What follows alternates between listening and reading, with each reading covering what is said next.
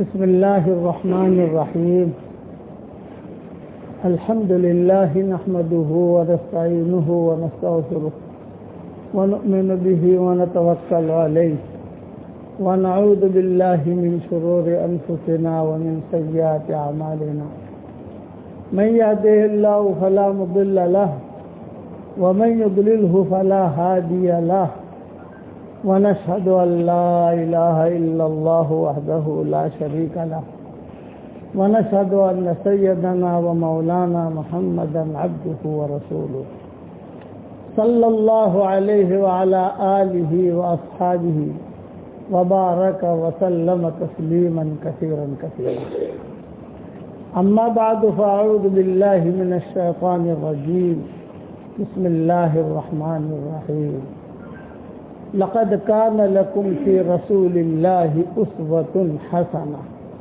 صدق اللہ العظیم. قابل احترام بھائیوں، دوستوں اور بزرگوں، سلسلہ وار مضمون حضرت محمد صلی اللہ علیہ وسلم کی سیرت کا پارٹ نمبر 24 میسرہ کا قصہ چل رہا تھا. میسرہ دو ہیں. ایک میسرہ یہ ہے جو حضور صلی اللہ علیہ وسلم کے ساتھ معاملہ ہوا، اور ایک میسرہ وہ ہے جو شام کے ساتھ معاملہ ہوا. شام میں بھی ایک میسرہ گزرا تھا یہی کا مکہ کا، اس کا قصہ بھی کتابوں میں آتا ہے. وہ شام والا قصہ ہے اور یہ عرفات والا قصہ ہے حضور صلی اللہ علیہ وسلم کا. تو حضور اکرم صلی اللہ علیہ وسلم جب عرفات کے میدان میں پہنچے تو یہ میسرہ پہلے دن اس نے بات نہیں مانی، حالانکہ پہلے ہی دن اس کے سامنے بات آ گئی تھی ابتدائی اسلام میں، اور حضور صلی اللہ علیہ وسلم نے اسے دعوت دی تھی مینا میں کہ تم جو ہے مسلمان ہو جاؤ. یہ کہا میں تو میرے سارے سیٹھیوں کے ساتھ ہوں، سیٹھی بھی مسلمان نہیں ہوئے، یہ میسرہ بھی مسلمان نہیں ہوا. لیکن ان لوگوں کو خبریں ملتی رہی. سیٹھیوں نے ایک جملہ کہا کہ اگر یہ اللہ کے نبی ہے تو ہر سال تو آتے ہیں ہم لوگ، مسلمان ہو جائیں گے. یہودی سے پوچھا تو یہودی نے کہا کہ وہ نبی ہے. نصارہ سے پوچھا، یہ کہا وہ نبی ہے، سمٹ جاؤ ان کے ساتھ. میں تم لوگ کیوں نہیں مانتے جب نبی ہے آپ؟ بولے ہم تو حسد کی وجہ سے نہیں مانتے کہ بھئی ان کے خاندان میں اتنا بڑا نبی کیسا آ گیا، کیونکہ سارے انبیاء تو ہمارے یہاں آئے ہیں، بنی اسرائیل میں آئے ہیں. خیر، تو میسرہ ان سیٹھیوں کو سمجھاتا رہا لیکن سیٹھیوں نے مانا نہیں، اپنے علاقے میں پہنچ گئے. اب دوسرا حج آیا. ایمان بھی حج کرتے تھے، کبھی بتائیں گے آپ کو ان کا حج کیسا ہوتا تھا انشاءاللہ. وہ بھی حج کرتے تھے، آتے تھے. تو میسرہ نے سب کی تشکیل کی بھی چلو حج میں چلنا ہے. یہ قافلہ لے کر آتا تھا، ٹور چلاتا تھا. آج کے دور میں سب سمجھنے کے سمجھانے کے لیے کہ ٹور والا تھا یہ، بھئی حج کا زمانہ آ گیا ہے، چلو. تو قانونی رکاوٹیں ایسی آئیں کہ کوئی بھی حج میں نہیں آ سکا. دوسرا سال آیا، پھر میسرہ نے تشکیل کی کہ چلو اب تو حالات کچھ ٹھیک ہے. تو قانونی رکاوٹیں ایسی آئیں کہ بیماریاں ایسی پھیلی، نہیں آ سکے. 30 سال تک یہ لوگ نہیں آ سکے. ہمیشہ یاد رکھنا، جب خیر سامنے آئے آدمی فوراً قبول کر لے. اگر اس کو کہے گا بعد میں معروف ہو گیا. یہ ذہن میں رکھنا. یہ خیر آئی، خود حضور تشریف لائے تھے تو اس نے خیر کو قبول نہیں کیا. یہ مانے گا تو مانوں گا، یہ مانے گا تو مانوں گا، یہ چلے گا تو چلوں گا. نہیں، خیر ہے، اللہ نے آپ کو طاقت دی ہے، جتنی طاقت ہے اتنا آپ آگے بڑھو. فاتقوا اللہ ما استطعتم، قرآن میں اللہ سے ڈرو جتنی تمہارے اندر طاقت ہے، یعنی اللہ کے کام کرو جتنی تم میں طاقت ہے. 30 سال کے عرصے میں یہ جتنے سیٹھیے تھے وہ تو ایک ایک کر کے مر گئے. یہ میسرہ زندہ تھا اور میسرہ ساری تفصیل لیتا تھا. آج کہاں ہے. بدر بھی ہو گیا، احد بھی ہو گیا، خندق بھی ہو گیا، یہ سارے غزوے بھی ہو گئے، مکہ مکرمہ بھی فتح ہو گیا. ساری خبریں پہنچتی تھی کہ مکہ فتح ہو گیا، یہ ہو گیا. اب میسرہ نے کہا کہ اب تو کچھ بھی ہو، میں تو جاؤں گا۔ چنانچہ حج کے دنوں کے اندر بغیر قافلے کے لیے ہوئے اکیلا چلا، اور چلتے چلتے چلتے چلتے راستے میں بیمار بھی ہوا، کسی جگہ سانپ نے بھی کاٹا، کسی جگہ جو ہے بچھو نے بھی کاٹا، کسی جگہ کچھ ایسا کرتے کرتے کرتے کرتے وہ جو ہے عرفات پہنچا۔ عرفات کے میدان کے حضور صلی اللہ علیہ وسلم کا آخری حج تھا، وداعی حج تھا۔ تو عرفات پہنچتے ہی اس نے دیکھا کہ ہو کتنے لوگ ہیں، سارے صحابہ موجود تھے، اکثر موجود تھے، کچھ ہی نہیں تھے، کچھ ہی ایسے تھے جو وہاں پہنچ نہیں سکے تھے۔ اور وہاں پہنچ کر اس نے دیکھا کہ حضور صلی اللہ علیہ وسلم کہاں ہیں؟ تو لوگوں نے کہا وہ اونٹنی پر کے بیٹھے ہیں۔ بعض مرتبہ حضور صلی اللہ علیہ وسلم اونٹنی پر ہوتے تھے تاکہ لوگ پہچان سکے۔ آپ صلی اللہ علیہ وسلم طواف اونٹنی پر کرتے تھے، کیوں؟ تاکہ قافلہ پہچان سکے یہ اللہ کے رسول ہے، جو طواف کرنے والے وہ پہچان سکیں۔ ام سلمہ کہتی تھی کہ ہمیشہ حضور صلی اللہ علیہ وسلم اونٹنی پر طواف کرتے تھے تاکہ اغیار بھی پہچانے اور مسلمان بھی پہچانے یہ اللہ کے نبی ہیں جو اونٹنی پر بیٹھے ہیں۔ اور کسی کو اونٹنی پر طواف کرنے کی اجازت نہیں تھی۔ حضور صلی اللہ علیہ وسلم خود اکیلے طواف کرتے تھے، اکیلے مطلب مجمع تو ہوتا تھا، لیکن یہ کہ آپ اونٹنی پر کہتے ہیں تاکہ امتیاز ہو، یہ اللہ کے نبی ہیں اونٹنی پر بیٹھے ہیں۔ تو یہ میسرہ بھاگا جو ہے وہاں سے چلا حضور صلی اللہ علیہ وسلم کے پاس۔ پھر دودھ والا قصہ ہوا عرفات کے میدان میں۔ عرفات کے دن روزہ رکھنا یہ بہت بڑا ثواب کی چیز ہے۔ صحابہ مزمزم تھے، پتہ نہیں آج کا روزہ حضور کا ہے یا نہیں ہے، کسی کو پوچھ نہیں سکتے تھے۔ تو ام فضل تھی عباس کی اہلیہ، انہوں نے پوچھا کہ پریشان ہو؟ فرمایا کہ بھی پتہ نہیں حضور جو روزے سے ہے کہ نہیں۔ بولے میں ابھی خبر کرتی ہوں، آپ بے فکر رہو تم لوگ۔ خیمے میں گئی، خیمے میں جا کر دودھ لے کر آئی اور سب کے سامنے دودھ پیش کیا۔ تو حضور صلی اللہ علیہ وسلم نے اونٹنی پر سب کے سامنے دودھ پیا۔ تو سارا مجمع سمجھ گیا کہ حضور روزے سے نہیں ہے۔ اب وہ جو دودھ پیا، وہ جو دودھ دے رہی تھی، اتنے میں جو ہے ایک صحابی تھے، وہ بھی اونٹنی پر تھے، یا کوئی ان کی اونٹنی بھی دکھی اور بدک کر وہ زمین پر گرے، ان کا انتقال ہو گیا وہاں عرفات کے میدان میں۔ حضور صلی اللہ علیہ وسلم نے کہا کہ کیا ہوا؟ بولے ان کی اونٹنی بدک کر گئے، وہ ایک دم سے تو یہ گر پڑے اور ان کا انتقال ہو گیا۔ صاحب نے فرمایا ان کو اسی حال کے اندر کفن دے دو، حشر کے میدان میں یہ لبیک پڑھتا ہوا اٹھے گا۔ اس کو فرمایا آپ نے کہ لبیک پڑھتا ہوا اٹھے گا۔ اسی لیے عرفات کے قبرستان ہی الگ ہے۔ عرفات میں جو لوگ مر جاتے ہیں ان کو عرفات کے قبرستان میں دفن کرتے ہیں، یہ حرم میں نہیں لاتے کہ عرفات میں کسی کا انتقال ہو گیا تو وہاں کا قبرستان ہی الگ ہے، حکومت نے بنایا ہے، وہیں پر ان کو دفن کر کے جنازے کی نماز پڑھ کے آ جاتے ہیں۔ اب یہ میسرہ کا مسئلہ تھا۔ میسرہ آیا حضور صلی اللہ علیہ وسلم کے پاس، آپ صلی اللہ علیہ وسلم صحابہ سے باتیں کرتے تھے، تو اس نے آتے ہی میسرہ نے حضور صلی اللہ علیہ وسلم کا پاؤں پکڑ لیا اور ایک جملہ کہا، انت عرفتنی یا محمد، آپ نے مجھے پہچانا؟ تو آپ نے غور سے دیکھا، آپ نے فرمایا انت میسرہ، پہچان لیا۔ ارے تو ہی میسرہ ہے، وہ مینا میں جو میں آیا تھا اور تیرے سیٹھی نے بات نہیں سنی تھی، پھر مجھے باہر نکالا تھا، انت میسرہ۔ تو میسرہ نے کہا میں میسرہ ہوں۔ حضرت ایک سوال کرتا ہوں، یہ میسرہ نے وہاں سوال کیا، کہتے جتنی میرے سیٹھی آئے تھے یہ لوگ بہت اچھے تھے، اخلاق والے تھے، خرچ کرنا، بیواؤں کی مدد کرنا، یتیموں کی مدد کرنا، مکان بنا دینا، اللہ نے مال دیا تھا، سیٹھ لوگ تھے۔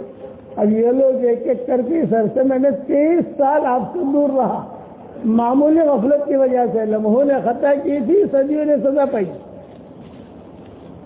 لمحوں نے خطا کی اور صدیوں نے سزا پائی۔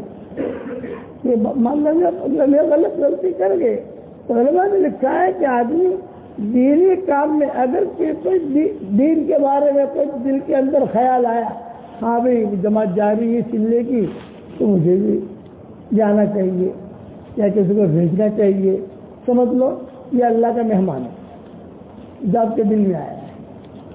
یہ اللہ نے ڈالا ہے، اب اس کے لیے سے ترتیب بناؤ اس کی، خود جائیے اپنے بچوں میں سے کسی کو بھیجیے، بھائی میں سے کسی کو بھیجیے، دن کا کام ہے. ہاں ٹھیک.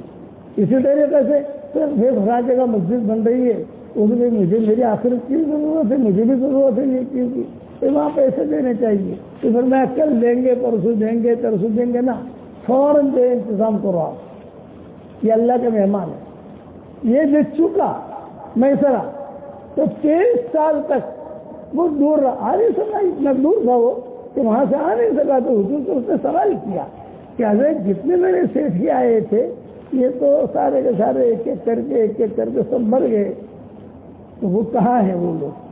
تو آپ نے زور سے کہا کلہم فی النار، وہ سارے کے سارے جہنم میں. اس لیے کہ انہوں نے میری بات نہیں مانی. اگر میری بات پہ لبیک کہہ دیتے تو ابھی جنت میں ہوتے ہو، لیکن میری بات نہیں مانی. اور تو کیوں آیا ہے بتا عرفات کے میدان میں؟ اس نے کہا میں کلمہ پڑھنے آیا. تو کہا تو بھی جلدی کلمہ پڑھ لے، کہ بھی ایسا نہ ہو کہ انتظار میں موت تجھے پکڑ لے. یہ بھی کہہ رہا دین کا کام آدمی جو جلدی جو کرنا ہے کر لے. دل میں خیال آیا کہ آج میں 2 رکعت نفل نماز پڑھنی ہے تو پڑھ لے بھائی. دل میں خیال آیا کہ درود شریف پڑھنا ہے پڑھ لے. اسی پر میں ایک قصہ بیان کیا کرتا ہوں کہ کوئی خیر اگر ہمیں مل رہی ہے اس کا آدمی استقبال کرے. افغانستان میں بہت نامناسب حالات آئے آج سے 400 سال پہلے. علماء نے قصے اپنی اپنی کتابوں میں لکھے ہیں. ایسے حالات آئے، ایسے حالات آئے، ایسے حالات آئے کہ کئی لوگ مر گئے، زلزلے آئے، جو بھی حالات آئے. ایک نوجوان عورت اپنے چھوٹے بچوں کو لے کر تاشقند سمرقند کی طرف پہنچی، جگہ بارڈر ساری ملتی ہیں. یہ تاشقند، سمرقند، بخارا، یہ ساری کی ساری جو بڑے بڑے علماء پیدا ہوئے ہیں وہ انہی علاقے میں پیدا ہوئے ہیں. ایران کے اندر جو ہمارا سنی علاقہ ہے وہاں بڑے بڑے علماء پیدا ہوئے ہیں، جو بڑے بڑے کام کیے انہوں نے. تو وہ عورت جو ہے اپنے چھوٹے چھوٹے بچوں کو لے کر گئی. وہاں تاشقند کا جو امیر تھا وہ مسلمان تھا. وہاں جا کر اس نے کہا کہ دیکھو میں ایران سے، میں افغانستان سے آئی ہوں، بہت نامناسب حالات ہیں ہم پر، میں صرف اس لیے آئی ہوں کہ آپ میری مدد کریں. یہ میرے چھوٹے چھوٹے بچے ہیں، ان کی مدد کریں، میری مدد کریں. کوئی ہمارا سہارا نہیں ہے. اور خوشخبری کی بات سناؤ کہ میں سید گھرانے سے ہوں، یہ عورت نے کہا. تو وہ جو امیر تھا اس نے کہا کہ تو سید گھرانے کی ہے تو جبل، یعنی کوئی علامت ہے، جبل علامہ، جبل دلیل، بھی دلیل لاؤ. لوگ تو سب کہتے ہیں میں سید ہوں سید ہوں سید ہوں. ہمارے ہندوستان کے اندر کتنے لقب ہے سیدوں کے، سید ہوں سید ہوں سید ہوں. دلیل لائیے، حضور صلی اللہ علیہ وسلم تک تمہارا نسب نامہ پہنچتا ہو، وہ شجرا لاؤ، دلیل لاؤ. جبل دلیل یہ کہا. تو اس نے کہا دلیل تو ہے نہیں، میرا تو سارا خاندان اجڑ گیا، میں تو کپڑے پہنے ہوئے نکلی ہوں وہاں سے. تو اس نے کہا میں تمہاری مدد نہیں کر سکتا. خیر آئی، اس نے قبول نہیں کی. یہی عورت، اسی کے سامنے ایک مجوسی کا مکان تھا، ایرانی، اس کا مکان تھا، تاجر تھا بہت بڑا. تو وہاں گئی. وہاں جا کر اس نے کہا بھائی میں افغانستان سے آئی ہوں، بہت نامناسب حالات ہیں ہم پر، اور سارا گھرانہ اجڑ گیا ہے، کوئی بچہ نہیں ہے، چھوٹے چھوٹے بچے ہیں. تو تم میری مدد کرو. اور خوشخبری کی بات یہ دیتی ہوں کہ میں سید گھرانے سے ہوں. بس جو اس کے پاس سید گھرانے سے ہوں. تو وہ جو مجوسی تھا وہ کھڑا ہو گیا، ارے تو میرے نبی کی بیٹی ہے، تو میرے نبی کی بیٹی ہے، آجا آجا آجا. گھر میں لیا، کہا یہ کمرے تیرے ہیں، جب تک تو زندہ رہے تب تک یہاں رہے. یہ بچے جو ہیں یہ ان کی ساری پرورش کی ذمہ داری میری ہے، ان کا پڑھنا پڑھانا خرچہ سب میرے ذمہ. اللہ نے مجھے مال دیا ہے، یہ تو میرے لیے اچانک کا خیر ہے کہ نبی کی بیٹی میرے گھر میں آ گئی، کہ نبی کی بیٹی کی میں خدمت کر رہا ہوں. اس سے قبول کر لیا. حالانکہ وہ بے ایمان تھا، وہ سنی مسلمان نہیں تھا. اور یہ جو ہے بادشاہ، یہ تو بڑا آدمی شمار ہوتا تھا دین کے اعتبار سے. اس سے خیر کو قبول کیا، وہ بادشاہ نے قبول نہیں کیا. رات کو بادشاہ سویا، اس نے خواب میں دیکھا کہ حضور صلی اللہ علیہ وسلم سونے کی چابی لے کر کھڑے ہیں اور بہت بڑا محل ہے اور باہر کھڑے ہیں۔ تو بادشاہ نے حضور صلی اللہ علیہ وسلم سے پوچھا، کون سا تاشقند کا امیر جو مسلمان تھا، اس نے پوچھا کہ لمن هذا القصر یا رسول اللہ، یہ قصر جو ہے، یہ محل تو بہت خوبصورت ہے، سجا ہوا لدا ہوا خوبصورت، کس کا ہے؟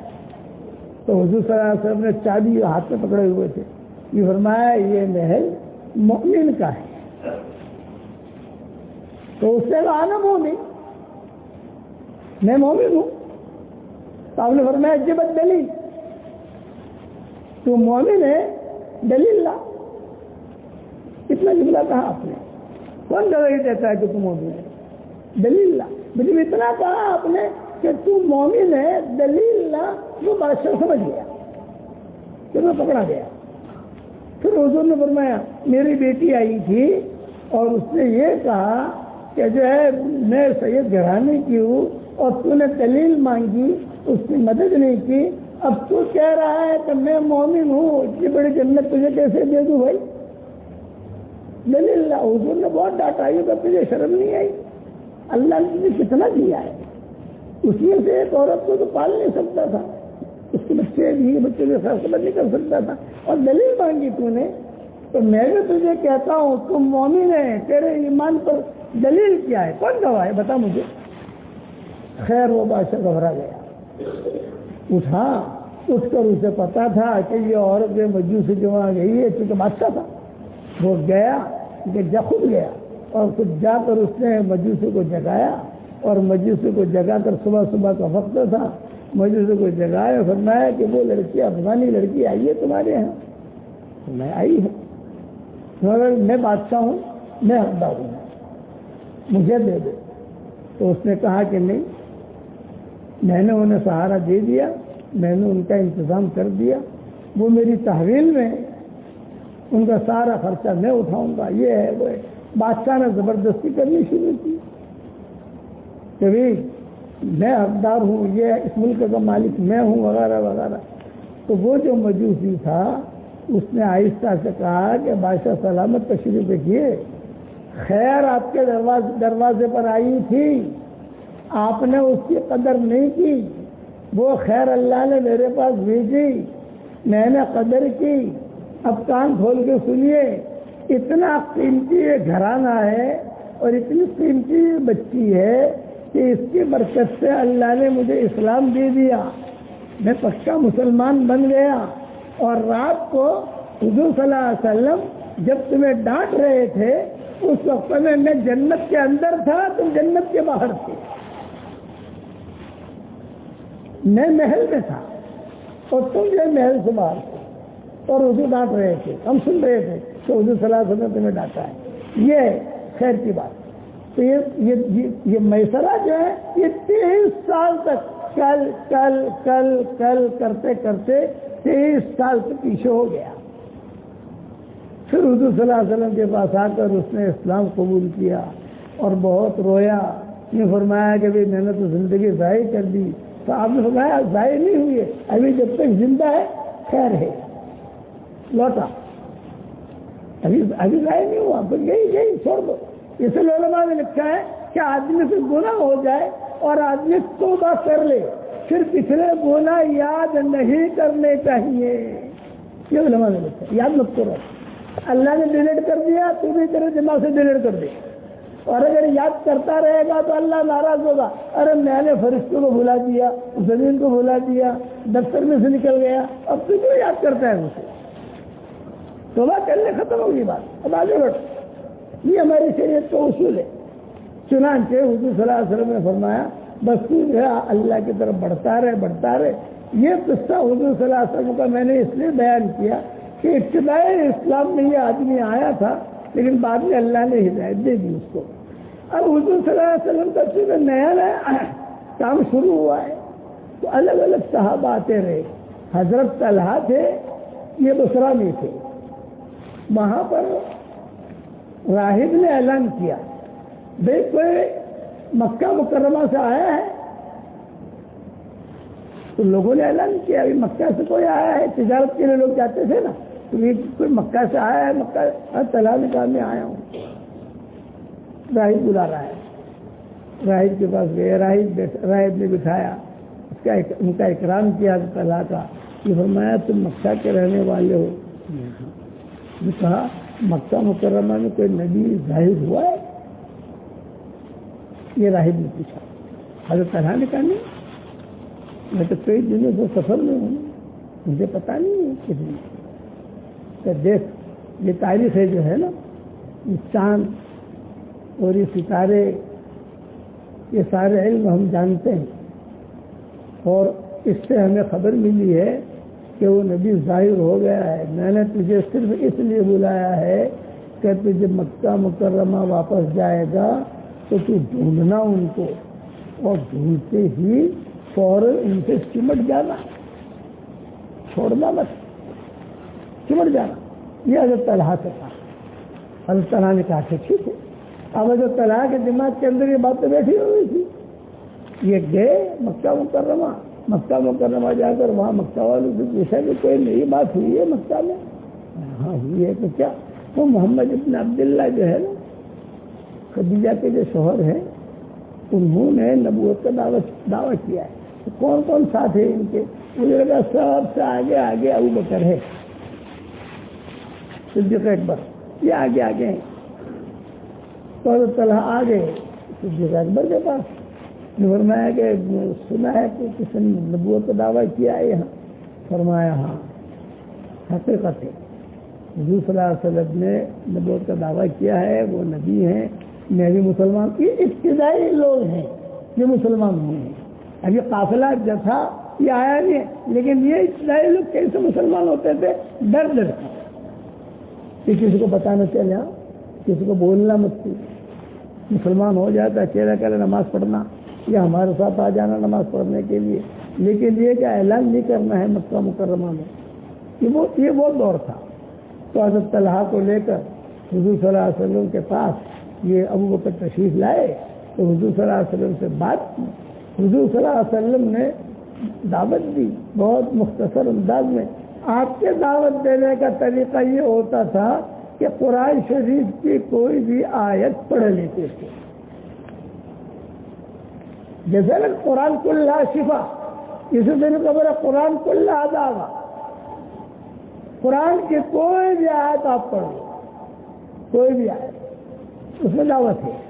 مسئلے مسائل ہوں، حج کی آیت ہو، روزے کی آیت ہو، نماز کی آیت ہو، قرآن کلہ شفا، یہ تو قرآن پورا کا پورا شفا ہے۔ گھر میں کوئی بھی بیمار ہوا، ایک وظیفہ بتاتا ہوں آپ کو، خدا نہ خاصہ گھر میں کوئی حالات آئے، نہیں بیمار ہوا تو سورہ فاتحہ پڑھے، تو صحیح سی حدیث میں آتا ہے کہ سورہ فاتحہ پڑھ کے بند کرو، لیکن علماء یہ کہتے ہیں کہ سورہ فاتحہ تو اپنی جگہ پر ہے ہی، لیکن آدمی قرآن لے، قرآن کھولے اور جو بھی آیت سامنے آ گئی اسے پڑھ کر بند کر دے۔ کیڑوں متفق کا مطلب یہ کہ صرف فاتحہ تو پڑھ لیا، وضو ہے، آپ قرآن کھولا، قرآن کھول کر جو آیت پہلے سامنے آئی، آخر میں آئی، بیچ میں آئی، جو بھی آئی، چھوٹی ہو بڑی ہو، وہ پڑھ کر آدمی دم کر دے، فوراً شفا ہو جائے گی۔ کیوں کہ قرآن کلہ شفا، قرآن پورا کا پورا شفا ہے، اس میں تو حضور نے چھانٹا سورہ فاتحہ۔ لیکن آپ جو اس لیے سلف صالحین کا یہ معمول تھا کہ کوئی نامناسب حالات آتے تو وہ قرآن جو ہے وہ کھول کر بیٹھ جاتے، اور جو بھی آیت آتی اسے پڑھ کر جو ہے دم کر دیتے، یا دعا مانگ لیتے، یا پھر جو ہے اس کو جو ہے پڑھنے کو کہہ دیتے۔ لیکن قرآن پورا کا پورا شفا ہے، تو قرآن پوری کی پوری دعوت بھری ہوئی ہوگی۔ تو حضور صلی اللہ علیہ وسلم نے قرآن شریف کی کوئی آیت پڑھی، وہ آیت پڑھتے ہی حضرت طلحہ جو ہے یہ مسلمان ہو گئے رضی اللہ تعالیٰ۔ یہ اولین لوگوں میں ہے حضرت طلحہ جو ہے وہ۔ اچھا، کپڑے کے تاجر تھے، یہ جاتے تھے مکہ مکرمہ سے شام، حضرت طلحہ بھی ہے تو زبیر بھی، یہ بھی جاتے تھے شام اور لاتے تھے کپڑے وہاں سے۔ حدیث شریف میں آتا ہے جنت میں کوئی کاروبار نہیں ہوگا، جنت میں کوئی کاروبار نہیں ہوگا لیکن اگر جنت میں کاروبار ہوتا تو عطر کا ہوتا یا کپڑے کا ہوتا؟ یہ حضور نے فرمایا. اسی لیے ہمارے اسلاف نے کپڑوں کی تجارت بھی کی ہے، عطر کی تجارت بھی کی ہے، اور نامناسب حالات بھی کی ہے. ابو حنیفہ کپڑے کا بہت بڑے تاجر تھے. عبداللہ بن مبارک کپڑے کے بہت بڑے تاجر تھے. عبداللہ بن مبارک جو حضرت ابوبکر یہ کپڑے کے تاجر تھے. جو خلافت ملی تو خلافت ملی ہے، اور خلافت میں سب کو بیعت بھی کیا، اور بیعت کر کے گھر جا کر گھر والوں سے کہا بلاؤ کپڑے دو، کپڑے کا جو ڈال کر بازار میں جانے لگے. حضرت عمر نے کہا کہ امیر المومنین کہاں جا رہے؟ جن کو رزق کمانے جا رہا. تو کہاں جا آپ امیر المومنین ہیں، آپ کہاں جا رہے ہیں؟ یہ تو روزی روٹی میرے بیوی بچے کہاں سے کھا لیں گے؟ تو حضرت عمر نے ہاتھ پکڑ کر انہیں اندر لائے اور کہا کہ اب آپ امیر المومنین ہیں، آپ یہ کپڑے نہ بیچے، اب آپ کا ہم وظیفہ طے کریں گے بیت المال میں سے. اب آپ کا خرچہ جو ہے بیت المال میں سب دیا جائے گا. تب حضرت عمر نے انہیں روکا. اس کے بعد حضرت ابوبکر رک گئے کہ چلو اب منع کر رہے ہیں تم نہیں کرتا نہیں. لیکن کپڑے کی تجارت کی ان کی. آپ صلی اللہ علیہ وسلم ہجرت کر کے جب مکہ مکرمہ سے مدینہ منورہ پہنچے، قبا پہنچے، تو سامنے سے حضرت طلحہ اور زبیر آ رہے تھے شام سے. شام کا یہ رستہ ہے، وہ شام سے آ رہے تھے اور کپڑے بھی تھے ان کو اٹھنیوں پر. تو حضور نے ان کو نہیں پہچانا اور انہوں نے حضور کو نہیں پہچانا. دور تھا معاملہ. تو حضور صلی اللہ علیہ وسلم نے غور سے دیکھا بھی کون آ رہے ہیں.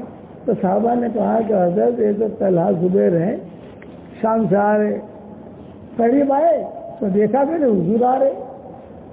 قبا میں ملاقات ہوئی، قبا جاتے ہوئے. تو حضور صلی اللہ علیہ وسلم نے فرمایا ماشاء اللہ کہاں سے آ رہے آپ دونوں؟ شام گئے تھے کپڑے کی تجارت کے لیے.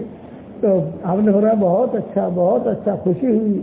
ابھی آپ قبا میں اترے نہیں تھے، سفر میں تھے. اتنے میں حضرت طلحہ اور زبیر نے کہا کہ حضرت تھوڑا اکرام کرنا چاہتے ہیں آپ کا. آپ نے فرمایا کیا اکرام کرنا چاہتے ہو؟ انہوں نے حضرت کپڑا دے دیں تو کپڑا پہن لیں آپ. کیونکہ کپڑا پہنانے کی فضیلت بہت ہے نا.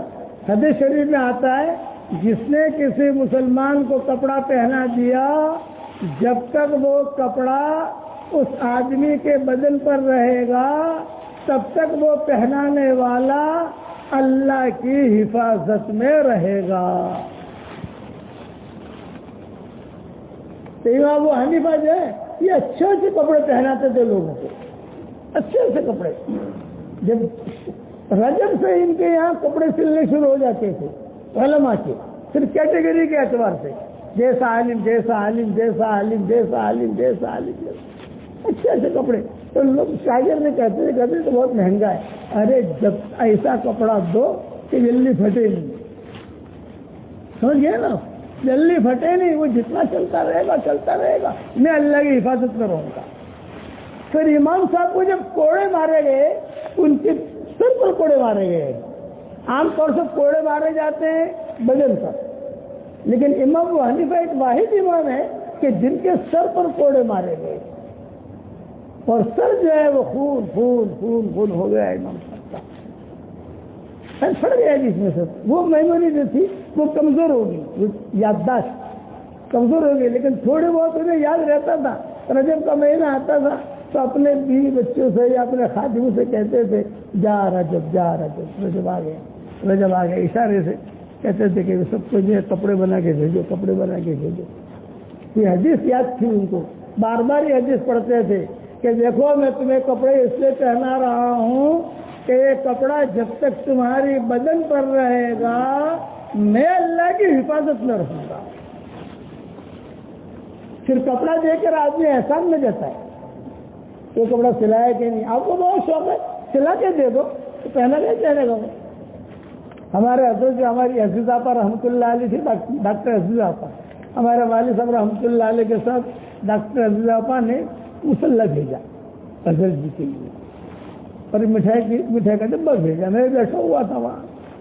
حضرت جی ٹہلتے تھے اثر باد نظام الدین میں بیٹھے تو حضرت جی تو ہمارے والد صاحب رحمۃ اللہ نے کہا کہ حضرت وہ ڈاکٹر عزیز آپا ہے، انہوں نے آپ کے لیے یہ مسلح بھیجا ہے اور کہا اس پر نماز پڑھیں.